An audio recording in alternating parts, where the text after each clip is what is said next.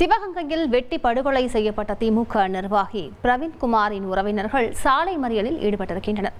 கூடுதல் விவரங்களை செய்தியாளர் சுந்தரிடம் கேட்கலாம். சுந்தர், வணக்கம். சுந்தர், அவர்கள் என்ன கோரிக்கைகளை முன்வைக்கிறார்கள்? விவரங்களை பதிவு பண்ணுங்க சுந்தர். திமுக மாவட்ட விளையாட்டு மேம்பாட்டு அணியின் துணை அமைப்பாளர் வெட்டி படுகொலை தொடர்ந்து காவல்துறை உரிய நடவடிக்கை எடுக்கணும்னு சொல்லி மானாமரை தேசிய நெடுஞ்சாலையில சுமார் 1 கிலோமீட்டர் தூரம் வரிசை கட்டி நிற்கிது வாகனங்கள். இதுல உறவினர்கள் 200க்கும் மேற்பட்டோர் கலந்து கொண்டு சாலை மறியலில் ஈடுபட்டு இருக்காங்க. காவல்துறையினர் அவர்களோட பேச்சுவார்த்தை நடத்திட்டு இருக்காங்க. சிவகங்கை அடுத்துள்ள சாமியார்பட்டி கிராமத்தை சேர்ந்தவர் தான் முத்துகிருஷ்ணவர் என்பவரோட மகன் தான் பிரவீன்குமார். இவர் ஒப்பந்தராகவும் பணிபுரிஞ்சு வராரு. கிராமத்துல விவசாய வேலையிலும் செஞ்சுட்டு இருக்காரு.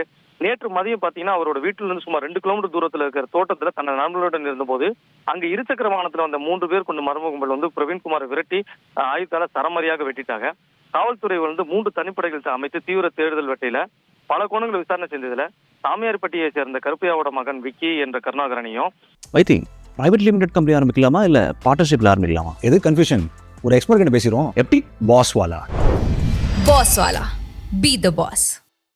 சிவகங்கை காலாசல் பகுதியைச் சேர்ந்த பிரபாகரன், திருப்பத்தூர் நரசிங்கபுரத்தை சேர்ந்த குரு ஆகிய 3 பேர் நபர்களையும் கைது செஞ்சாங்க. இருசக்கரத்திலும் ஆகிய ஓடிய நிலையில கீழே விழுந்ததுல 3 காலில் எலும்பு முறிவு ஏற்பட்டு சிவகங்கை அரசு மருத்துவமனையில் சேர்க்கப்பட்டாங்க.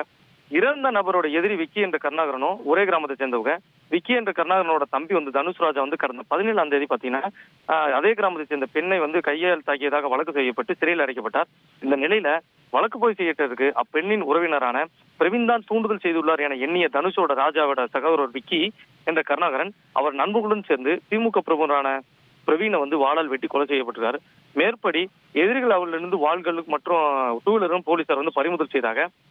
கொலைக்கான காரணம் குறித்து பின்புலத்தில் வேற யாரும் இருக்காங்களா, மீண்டும் இந்த உறவினர்களுக்கு போனில் கொலை மிரட்டல் விட்டதாக கூறப்படுகிறது. கிராம மக்கள் கூறி இன்று காலை பாத்தீங்கன்னா மானாமரை தஞ்சாவூர் தேசிய நெடுஞ்சாலையில 200க்கும் மேற்பட்ட கிராம மக்கள் சாலை மறியலில் ஈடுபட்டு இருக்காங்க. போலீசாருடன் அவர்களுடன் சமாதான பேச்சுவார்த்தையில் ஈடுபட்டு இருக்காங்க. திமுக பிரமுகர் கொலை வழக்கு சிவகங்கை மாவட்டத்தை பெரும் பரபரப்பை ஏற்படுத்தி இந்த பகுதி மக்கள்கிட்ட பெரும் பதட்டத்தையும் ஏற்படுத்தியிருக்கு. விரிவான விவரங்களுக்கு நன்றி சுந்தர்.